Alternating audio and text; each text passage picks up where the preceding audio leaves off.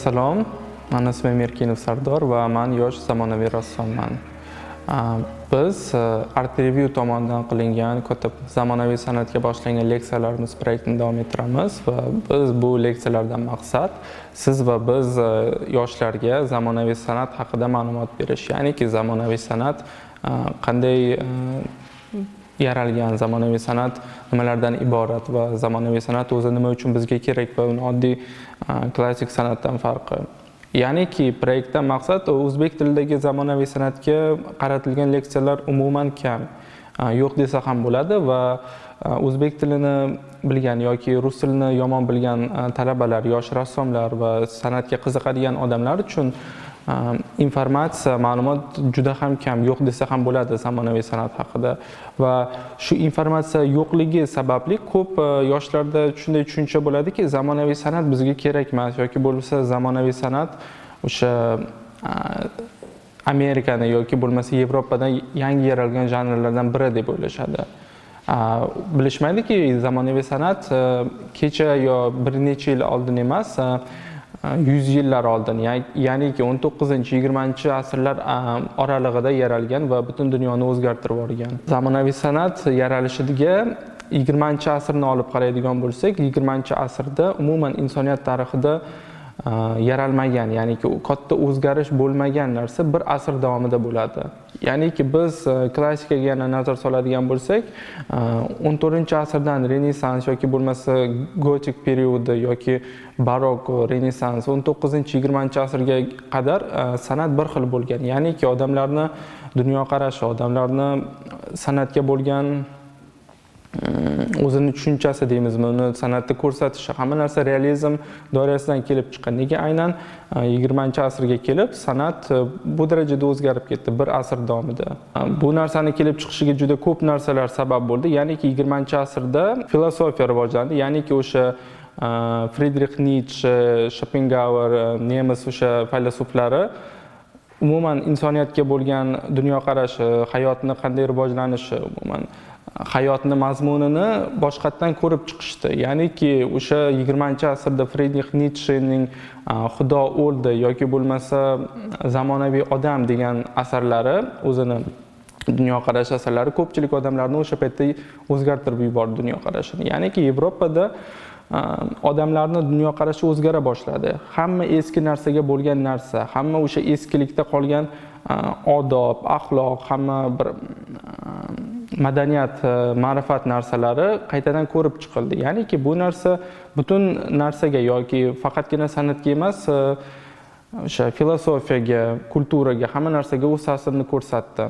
19-asr oxirida 20-asr boshlariga kelib zamonaviy san'atda ham Vincent van Gogh, Paul Gauguinga o'xshash o'sha rassomlar san'atni o'zgartirib yuborishdi. Ya'niki ular o'sha eskilik sarxidan qolgan dunyoni ko'chirishni emas, o'zlarini ko'rayotgan dunyoni aks ettirishni boshlashdi. Bu nimaga sabab bo'ldi? Vincent van Goghning asarlaridagi dunyo biz ko'rayotgan dunyoga yoki bo'lmasa undan oldin ishlangan rassomlarning asaridan juda katta farq qilardi. Uni farq qilishidan ham maqsad u o'zi ko'zi bilan ko'rayotgan dunyoni aks ettirishni istamadi. Ya'niki u o'zini xayolidagi, o'zini ichki dunyosidagi dunyoni aks ettirdi. Vincent van Gogh juda ko'p kitoblarni o'qigan va o'sha davrni san'atini, yangi davr san'atini olib kelgan edi, odamlardan biri edi, rassomlardan. Ya'niki u postimpressionizm asoschisi Paul Gauguin yoki Paul Cézannelar ham o'zlarining dunyolarini, o'zlarining fikr-g'oyalarini olib kelishdi. San'atga bu narsa juda katta ta'sirini ko'rsatdi. Ya'niki o'zini aks ettirgan dunyosini, ya'niki o'sha dunyoni, tashqi dunyodan qochib, o'zi ko'zi bilan ko'rayotgan realniy dunyoni, olamni aks ettirishni istashmadi. Psixologiya qo'shildi san'atlarga, rassomlarning ishlariga psixologiya, ichki dunyosini qoldirish qo'shildi. Bu narsa 20-asr, 19-asrgacha bo'lmagan. Biz ko'rishimiz mumkin, o'sha eski rassomlarning ishida juda ko'p diniy syujetlardan tashqari bir realniy olamda ishlash yoki bo'lmasa o'zimizning akademik maktabida ko'rishimiz mumkin. Proporsiyalarga hammasi rioya qilingan ishlar, plenerda ishlangan ishlar. Ya'niki biz o'zimiz ko'zimiz bilan ko'rayotgan dunyoni o'zimizdan salgina bo'lsa-da uni go'zalroq qilib yoki o'zimizning ichki hissiyotimizni qo'shib ishlashimiz mumkin, lekin baribir u o'sha dunyoligicha qolar edi. Bizni o'qishda yoki bizni bir mentalitetimizda bu narsa, ya'niki zamonaviy san'atga bir urg'u berish, zamonaviy san'at rassomlarini o'rganib chiqish juda sust rivojlangan, ya'niki umuman rivojlanmagan desak ham bo'ladi. Bizni o'sha o'quv ta'limimizda ham eski rassomlarni haligacha ham o'sha Repen, Seroflardan o'tmaymiz, ya'niki plankamiz o'sha 19-asrda qolib ketgan. 19-asrdan keyin nima bo'lganini biz haligacha bilmaymiz. O'rganamiz desak, rus tilini yaxshi bilmaganimiz tufayli internetdagi ma'lumotlar yoki bo'lmasa boshqa leksiyalarni bilmaymiz va o'zimizcha o'quvsizligimiz deymizmi yoki bo'lmasa o'sha akademik maktabda olgan o'quv ta'limimiz orqali o'zimizcha bir san'atni yaratishga harakat qilamiz. Lekin bilmaymizki, 21-asrga kelib san'atda umuman hamma narsa yaratib bo'lingan. 20-asrga yana keladigan bo'lsak, 20-asrda yaralgan janrlar, 20-asrda yaralgan o'sha rassomlarning hammasi negizida 21-asr hozirgi san'at rivojlandi. Ya'niki 20-asrda shu darajada san'at rivojlandiki, rang tasvir o'ldi deyishdi yoki bo'lmasa installyatsiya chiqdi, performans chiqdi. San'atda 2000 yil ichida yaralmagan yangi narsalar bir asr davomida yaraldi. Nega aynan 20-asr? Ni o'ylab qarasa bo'ladi. 20-asrda Birinchi jahon urushi va Ikkinchi jahon urushi sodir bo'lgan. Bu ikkita jahon urushi insoniyatga o'zini katta izini qoldirgan, ya'niki ta'sirini o'tkazgan. Ekspressionizm janrini oladigan bo'lsak, ekspressionizm o'zi nima? Ekspressionizm janri o'sha Vinsent van Gogh tufayli yaralgan janrlardan biri. Ya'niki rassom o'zini ichki hissiyotlarini aks ettirgan, o'zini ichki hissiyotlari orqali kartinasini o'zgartirgan janr.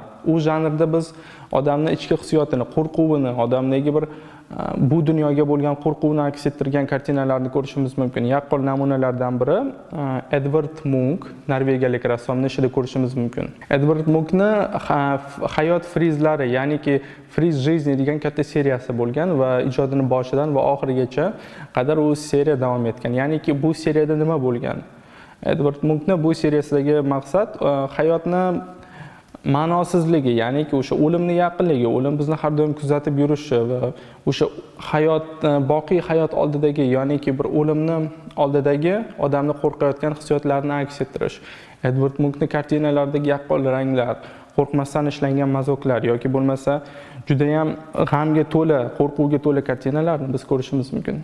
Nega aynan rassomlar bu narsaga o'tishdi? Nega aynan bundan oldingi ishlangan narsalar, ya'ni o'sha chiroyli hayot, tabiat manzaralaridan chekinib, o'zlarining ichki hissiyotlarini aks ettirishga o'tishdi? Bu narsaga o'sha aytib o'tganimdek, Birinchi jahon urushi katta ta'sirini o'tkazdi. 20-asr boshlaridagi odamlarning fikri, dunyoqarashi umuman o'zgarib ketgan. Ya'ni o'sha texnikaning rivojlanishi va Birinchi jahon urushi, urushdan ko'rsatgan odamlarga ko'rsatgan ta'siri san'atga ham o'z ta'sirini ko'rsatdi. Ya'niki biz faqatgina o'sha dunyoyimizni emas, ya'niki biz san'atgina odamni o'rab yurgan dunyoni emas, ya'niki o'sha manzara, portretdan emas, ichki hissiyotlar borligini. Bu katta o'sha g'oyalardan biri nima edi? 10 yillab, 2000 yillab biz o'zimizda saqlab kelayotgan o'sha madaniyatlar, odob, o'sha rioya qilgan narsalarimiz eskilikda qoldi. Biz 20-asrga keldik va 20-asrda bu narsalar bizni haligacha o'zini o'sha eskilik sarxiti bizni o'zida ushlab tura olmaydi degan g'oya edi. 20-asrda Birinchi jahon urushidan keyin Edvard Munchga o'xshash rassomlar, ya'ni o'sha Edvard Munchdan ta'sirlangan, Vinsent van Goghning ishlaridan ta'sirlangan ko'p rassomlar birga bo'lib Germaniyada yig'ilishdi va Germaniyada ekspressionizm umuman yaraldi desa ham bo'ladi. Keyinchalik bu janr Fransiyaga, Norvegiyaga o'tib keldi. Misol uchun, o'sha paytning eng mashhur rassomlaridan biri Germaniya rassomi Ernst Kirchner ishlarida ko'rishimiz mumkin. Kirchnerni uni kartinadagi odamlar, uni kartinasidagi o'sha qo'rqinchli ranglar, odamlarni bir hayot oldida turgan, urushdan keyingi yoki urushni kutayotgan odamlarning qo'rquvi, dunyodagi bir go'zallikni emas, dunyodagi go'zallikdan tashqari qo'rquvlarni ham aks ettirishini ko'rishimiz mumkin. O'sha katta ranglar, proporsiyalar umuman rioya qilinmagan kartinalar. Kartinadagi qo'rqinchli ranglar, qizil, qora ranglarni junbushga kelishi va umuman realni biz ko'zimiz bilan ko'rayotgan odamni emas, o'sha u ichida ko'rayotgan qo'rqinchli bir qandaydir personajlarni ham ko'rishimiz mumkin. Uni kartinalardagi shahar ham Germaniya shaharlari xuddi bir olovda yonayotgan, do'zax ichiga kirib borayotgan shahar odamlarini aks ettirgandek bir qilib ko'rishimiz mumkin. Albatta Ernst Kirchnerni o'sha paytda hech kim tushunmaydi va uni kartinalarini Ikkinchi jahon urushi oldidan degenerativnaya san'at, ya'niki o'sha axloq qoidalariga rioya qilib bo'lmaydigan san'atkor rassomlar toifasiga qo'shib, uni ishlarini yoqib yuborishadi va uni ishlarini kuzatib, rassomni o'zini ham huquqiga chiqarishadi. Ya'niki o'sha paytdagi bir ko'rishimiz mumkin Ikkinchi va Birinchi jahon urushidagi odamlarni o'zgartirib yuborgan narsalar. Hammasi bu narsaga siz u davrda yashab, ya'niki o'sha davrda yashab, hozirgi yoki bo'lmasa 14-15 asrdaqa ish yarata olmasdingiz. Ya'niki o'sha davrdagi qo'rquv odamlarning hayotdagi bir g'oyasi o'sha davrning san'atiga umuman to'g'ri kelmaydigan narsa bo'lardi agar biz ham yana o'sha manzarani, chiroyli odamlarni, xushchaqchaq narsalarni ishlab yurganimizda. Ekspressionizmdan keyin misol uchun rassomlarni olib qarasak, Kandinskiyni olib ko'rishimiz mumkin. Ya'ni rus rassomi Kandinskiy abstraksionizm janrining asoschisi bo'lsa-da, lekin u hayotini, ijodini boshida yurist bo'lib ishlagan bo'lsa-da, professor bo'lgan, lekin san'atga kirib kelgan 30 yoshidan keyin. Uni san'atga kirishida nima sabab bo'lgan? Fransiyada yurganida u Claude Monetni ko'rgazmasini ko'rib qoladi. Ya'niki Claude Monetni kartinalarini ko'rib, u o'zida qandaydir hayotga bo'lgan mehrini, hayotga bo'lgan boshqa bir tushunchalarni aks etdi, ko'zida ko'radi ichida va u professorlik kasbini tashlab, oilasini tashlab Yevropaga ketadi va rang tasvir san'atini o'rganadi. Vasiliy Kandinskiyning boshidagi kartinalari impressionistik stilda bo'lgan, ya'ni o'sha dunyoni chiroyliroq ko'rsatish, ochiq ranglar bilan ishlash, va impressionizm va postimpressionizm o'sha paytning 20-asr rassomlarining hammasini maktabi bo'lgan. Impressionizm va postimpressionizm bu dunyoni chiroyli ko'rsatish, o'sha dunyodagi lahzani aks ettirish. Impressionistchilarda ko'rishimiz mumkin ochiq ranglar bilan ishlash. Bungacha ochiq ranglar bilan hech qaysi rassom ishlamagan. Chunki biz bilamiz, rangni boshqa rang bilan qo'shish kerak, qiyin ranglarni chiqarish kerak deb bizga tushuntirishadi. Lekin impressionistchilar bu narsadan voz kechishdi va umuman toza ranglar bilan ishlashga o'tishdi. Bundan keyin post-impressionistlar xuddi o'sha texnikani olib, o'zlarining ichki dunyolarini aks ettirishga o'tishdi. Vasiliy Kandinskiy ham bu maktabdan o'tdi. Impressionizmdan boshladi, post-impressionizmga o'tdi va keyinchalik o'sha Yevropada o'zini bir do'stlari bilan, boshqa rassomlar bilan Ko'k chavandoz gruppasini ochadi. Bu gruppada Vasiliy Kandinskiydan tashqari boshqa bir yana o'sha nemis rassomlari bo'lgan. Ular ekspressionizm janrida ijod qilishgan. Ya'niki o'sha aytib o'tganimdek, proporsiyalarni umuman buzishi, odamzodni dunyoni ko'rayotgan narsasini qattiq bir liniyalarga bo'lib tashlash, yorqin ranglarni ishlatish, qora ranglar bilan risonkani yaratish va o'sha paytda bo'lib yotgan ichki his-tuyg'ularni aks ettirish san'at orqali. Bu narsani biz oldingi rassomlarda ko'rishimiz mumkin-da, o'zini ichki hissiyotlarini texnika orqali emas, syujet orqali kartinadagi, ya'niki Karavaggioda ko'rishimiz mumkin, diniy syujetlarda. Lekin bu hammasi texnikada aks ettirilmagan. Bu hammasi syujet tomonidan yoki bo'lmasa kartinaning yaxlit tomonidan aks ettirilgan. Ammo 20-asrga kelib texnika, ya'ni o'sha dunyoni realistik ishlash va o'sha realizm orqali ichki hissiyotlarni aks ettirish qandaydir kam ekanligi, ya'ni ichida yonib yotgan bir hissiyotlarni, ichida bir junbushga keltirayotgan olovni faqatgina texnika orqali, ya'ni o'sha yorqin ranglar, kontrast svetlarni bir-biriga qo'yish, o'sha dunyoni o'zgartirib yuborish, odamni ko'rgan bo'lsa realniy odamni emas, o'sha predmetni, o'sha bir formani aks ettirish, dunyoni dekonstruksiya qilish, ya'niki uni o'zini ming yillar avval, minglab yillar davomida yaratilgan o'sha proporsiyalarni, klassik narsalarni o'zgartirish. Ya'niki dunyo o'zgarib ketyapti, bizni dunyoqarashimiz o'zgaryapti. Bu hammasi o'z ta'sirini ko'rsatdi. Vasiliy Kandinskiy keyinchalik bu ishlardan tepariga chiqib ketadi, yangi qadam qo'yadi. Ya'niki ekspressionizmdan negizida, ya'ni o'sha yangi toza ranglarni qo'yish, formalarni o'zgartirish, dunyoni sekin-sekin formasini o'zgartirib, umuman formasiz rang tasvir kartinasiga keladi. Ya'niki bu abstraksiyaning birinchi asoschilaridan biri. Abstraksionizm bu formasiz kartina. U yerda biz manzarani ko'rmaymiz yoki bir odamni, dunyodagi o'zimiz ko'zimiz bilan ko'rgan narsani emas, odamning ichki hissiyotlarini aks ettirgan formalarni ko'ramiz. Vasiliy Kandinskiy ekspressionizmdan keyinchalik abstraksionizmga o'tdi. Abstraksionistchilar esa ekspressionizmdan qo'shib abstraktniy ekspressionizm janrini yaratishdi. Ya'niki o'sha bu formasiz rang tasvirni o'zini ichki hissiyotlari bilan aks ettirilgan janr. Ya'niki o'sha katta masshtabdagi rang tasvirli kartinalarni olib ishlash, formasi yo'q yoki bo'lmasa 2-3 metrlik kartinada faqatgina bitta rangni o'zini qoldirishligi yoki bo'lmasa o'sha bitta rangning ichida bir-ikkita bir boshqa rangli mazokni bo'lishi.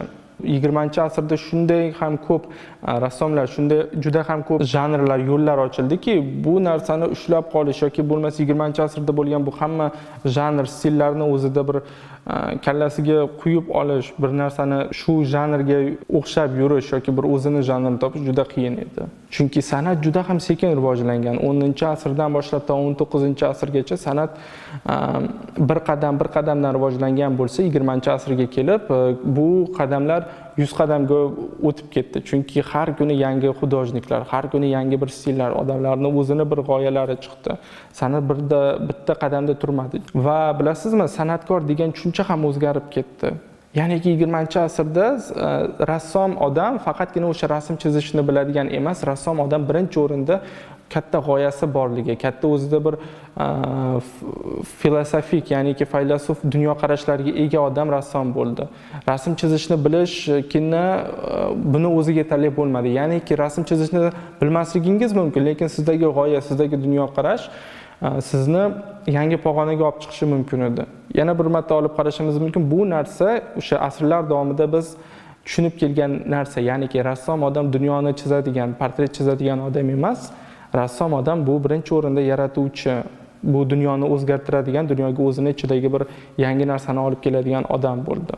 Va bu narsalar 20-asrda sekin-sekin rivojlanib, ekspressionizm, postimpressionizm negizida rivojlanib, boshqa janrlar keldi. Ya'niki Yevropa har kuni, har yili o'zini yangi janrlarni o'ylay boshladi.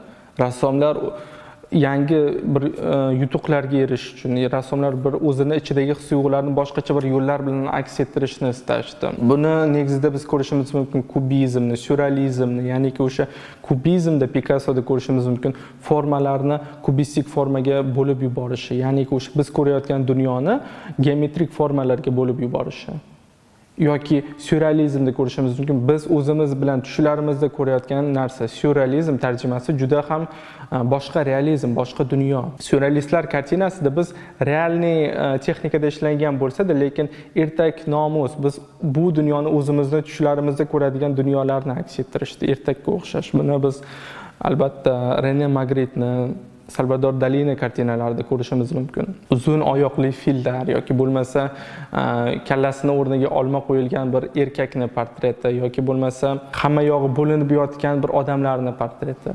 Osmon bilan yerni yoki bo'lmasa ertalab yorug' kundagi oyni aks ettirilgan kartinalar. Bu hammasi surrealistlarni o'zlarini ichlaridagi his-tuyg'ulardan ko'ra o'zlarini tushlarini, o'zlari aks ettirmoqchi bo'lgan dunyoni aks ettirishdi. Ya'niki, yana aytib o'tganimdek, rassom odam dunyoni o'zgartirishni o'ziga g'oya qilib qo'ydi birinchi o'rinda. Bu dunyoni chizishni emas, bu dunyoni o'sha ko'rgan, istagan narsasini chizishni emas, o'zi qalbida, o'zi bir tushlarda ko'rgan dunyoni aks ettirish yoki bo'lmasa o'zi ichida his qilayotgan narsalarni aks ettirish. Chiroyli degan tushunchalar, bu go'zal degan tushunchalar umuman o'zgarib ketdi. Ekspressionizmni biz keyinchalik surrealizm, kubizm yoki bo'lmasa o'sha pop art janrlari keyinchalik konseptualizm chiqqanda bir ozgina so'ngan deb tushunsak, ya'niki o'sha Kazimir Malevichning Qora kvadrat kartinasi bilan u aytadi, rang tasvirga men shu kartina bilan nuqta qo'ydim. Ya'niki bundan buyog'iga rang tasvirda hamma narsa bo'lgan. O'sha Kandinskiyning abstraksiyasi bo'ldi, o'sha formalarga bo'lib tashladi, ekspressionizm bo'ldi, dunyoni o'zgartirib yubordi. Biz ko'rayotgan dunyoni qandaydir boshqacha, ya'niki multfilmga o'xshash va qo'rqinchli qilib aks ettirishdi. Va bundan tashqari rang tasvirda yangilik bo'lmaydi deb u o'zini qora kvadratini chizdi. Ya'niki o'sha qop-qora hech narsasi yo'q kvadrat. Va ko'pchilik o'yladi, bundan keyin rang tasvirda yangilik bo'lmaydi deb. Lekin ekspressionizm o'zini yangi bir rivojlanishini, ya'niki ikkinchi pog'onasini 20-asr oxirlarida, ya'niki o'sha neo-ekspressionizm janrida yana bir tug'ilishi bo'ldi desak bo'ladi. Neo-ekspressionizm bu Amerikada yaralgan janr. Ya'niki o'sha ekspressionizm negizida birinchi ekspressionizmni qayta bir ko'rib chiqilgan varianti. Jean-Michel Basquiat'ning kartinasida buni ko'rishimiz mumkin. O'sha eski dunyoga qaytish, rang tasvirni yana bir yangi pog'onaga olib chiqish. Bu narsa yana o'sha birinchi ekspressionizmlarni hayotida qilgan narsasini, o'sha texnikani olib, o'zini hozirgi yashayotgan davriga ko'chirishi bo'ldi. Jean-Michel Basquiat'ning kartinasida bizni ko'rishimiz mumkin yoki bo'lmasa Andy Warhol'ning bir oxirgi kartinalarida va ularni birga ishlangan duet kartinalarda ko'rishimiz mumkin. 20-asrga kelib ekspressionizm, kubizm, surrealizmdan tashqari yana bir yangi janr kelib chiqdi. Bu dadaizm, ya'niki dadaizm dunyoni o'zgartirgan yana bir eng muhim janrlardan biri. Nega aynan dadaizm? Modernizm va postmodernizm degan ikkita tushuncha bor. Ya'niki bu ikkita dunyo, ikkita vaqt oralig'i. Modernizm bu 20-asr boshida yaralgan janr va undagi rassomlar, undagi bir g'oya, tuyg'ular modernizmga kiradi. Ya'niki modernizm o'zi bu nima? Bu modernizmda eski narsani buzish, eski narsani o'zgartirish va yangi narsani yaratish degan tushuncha. Buni Picassoda ko'rishimiz mumkin, boshqa rassom o'sha ekspressionizmda, abstraksionizmda eski biz ming yillab yashagan, kelayotgan narsalarni, eski g'oyalarni, eski tushunchalarni o'zimizda o'ldirib, umuman yangi dunyoni, boshqacha dunyoni aks ettirishimiz. Postmodernizm esa mana shu biz o'zgartirgan narsalarni emas, o'sha eski narsalar, to'g'ri narsalar, tayyor narsalar negizida undanda o'sha tayyor narsani san'at pog'onasiga chiqarish. Ya'niki dadaizm unga nega sababchi bo'lgan? Dadaizm janrida umuman rasm chizishdan ham voz kechib yuborishdi. Ular olishdi tayyor narsani san'at asari deb aytsa ham bo'ladi deb. Aynan biz buni Marcel Duchampda ko'rishimiz mumkin. U ko'rgazmaga oddiy santexnik do'koniga kirib, pissuarni oladi, hammomda turadigan pissuar va uni galereyada ko'rgazmaga qo'yadi. Va uni katta g'oyasi shunday ediki, san'atda hamma narsa o'zgaryapti, rang tasvir ham tugadi, lekin g'oya davom etishda davom etadi. Ya'niki bu men o'zim sotib olgan narsa, bu meni buyumim. Agar men istasam, buni san'at asari qilishim mumkin va bu meni san'at asarim deydi. Va shundan keyin san'at yanada bir yangi o'zgarishga keldi. Biz hozirgi 21-asrda ko'rishimiz mumkin galereyalarda mashinalarni boshqacha bir o'zgartirib qo'yishadi yoki bo'lmasa bir boshqa predmetni galereyada ko'rgazma qilishadi. San'at asari degan tushuncha yoki san'at asari bu faqatgina rang tasvir yoki bo'lmasa haykal, shunga o'xshash degan narsa emas. Installyatsiya janri kelib chiqadi. Installyatsiyada biz o'zimizni o'sha ichimizdagi aytib o'tganimdek o'sha katta g'oyani olib, biz buni san'at asariga olib chiqishimiz mumkin. Oddiy bir telefonni yoki bir bo'lmasa oddiy bir kamerani ko'rgazmaga qo'yib, biz buni san'at asarimiz deyishimiz mumkin. Agargina o'sha qo'ygan narsamizni bizni bir katta g'oyamiz bo'lsa. Ko'pchilik aytadi, bu narsani o'sha yangilik yo'qligidan qilishgan yoki bo'lmasa qilgani boshqa ishi yo'q bu rassomlarni deb. Lekin ammo negizini olib qarasa, bu har bitta qilingan narsani katta bir ma'nosi, katta bir o'zini bir tushunchasi, faylasuf g'oyasi bor. Agar bu narsada ma'no bo'lmaganda butun dunyo, ya'niki o'sha butun Yevropa, chet el dunyosini o'sha aqlli odamlari, boshqa bir san'atshunoslari bu narsani tan olishmagan bo'lardi. Aytib o'tganimdek, o'sha abstraksionizm, hamma mana shu janrlar odamlarni rasm chizishni esdan chiqarib qo'yganidan yoki o'sha rasm chizishni bilmagan rassomlar bir narsani chaplab qo'yishganidan emas, san'atga qandaydir yangilik olib kelishgandan. Har doim yangi narsa odamlar uchun begona bo'lgani uchun uni qabul qilishmaydi. Shu impressionizm kartinalarni biz ko'rganimizda uni o'zini davrida toshbo'ron qilishgan. Claude Monetni, Edward Manetni, lekin hozirgi kunga kelib bular klassikalar. 20-asrda ham hozir siz birinchi marta ko'rib turgan rassomlar yoki birinchi marta ularning ishlarini ko'rib turgan narsani tushunmasligingiz mumkin, lekin ozgina vaqt o'tgach bu narsani o'zingizda qabul qilgandan keyin siz bu narsani tushunishga o'tasiz. Ya'niki 22-asrga kelib biz hozir tushunmaydigan narsalar, biz uchun bir g'alatiroq bo'lgan narsalar klassikaga aylanadi. Va bu har doim zamonaviy san'at o'zini zamonasini aks ettirish, o'zini zamonasidagi dunyo bilan yurish.